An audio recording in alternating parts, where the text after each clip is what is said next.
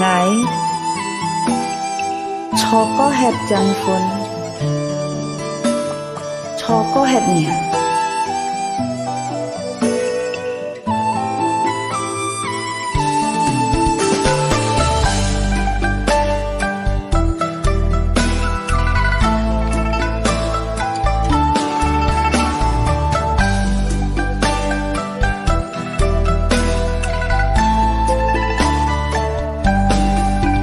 dù theo chẳng hề chẳng tên cây nhìn khuyên tỏ mấy con tỏ nhá cây nhìn giang mong mong nhìn hỏi chín hỏi nan chim ngà cây xin thùng mai xa lôi xa phiền sang thiên tỏ mai ơi cho bút thầm nhìn phụ chết nhân mô hết nhá cây sân diêm chiều mô lý xí mô nhìn ho chim chuồn tỏ ngày lý ra chín chín cái nhìn chín chương tỏ chân lương xa cây bóng nhìn ngày bơi trắng trong trên nhông ỏi nhìn chương tỏ lương xa mô phan yêu hà nhìn ngà cây mưa chip chơi chim theo kiếm liên ngày cho có hết chân phun cho có hết nhì nhá cây buồn yêu chúng kim trời ngã mong lì yang xa cây xéo cả lời dễ kiếm tu biến rằng buổi treo cây kỳ gì ngày cho có hết chân phun cho có hết nhì追họ theo theo con lơ mò nhìn có lo lì xin son liang thiên thon liang man man chim âm lì ngay tan xa nhìn chín kia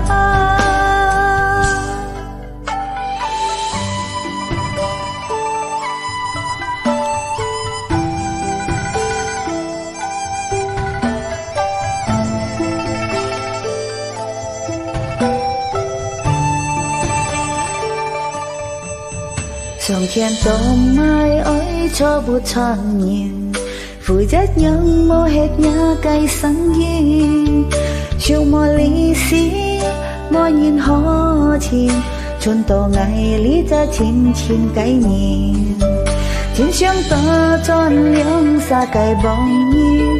ngày bơi trắng trong trên nhông ỏi nhìn chương tàu liếng xa mô phan yêu hà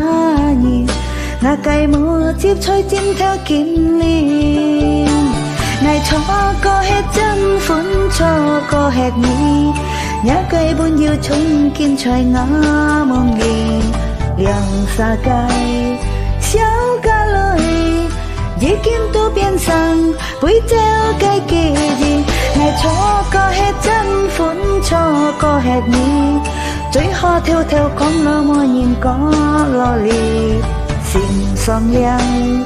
chín thon liang man man chim âm lì ngay tan xa nhìn trên kia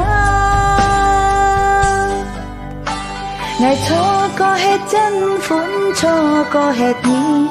nhá cây buồn yêu chung kim trời ngã mong lì yang xa cây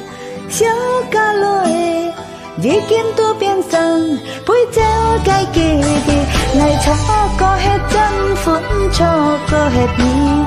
追họ theo theo con lo mò nhìn có lo lì xin son liang thiên thon liang man man chim âm lì ngay tan xa nhìn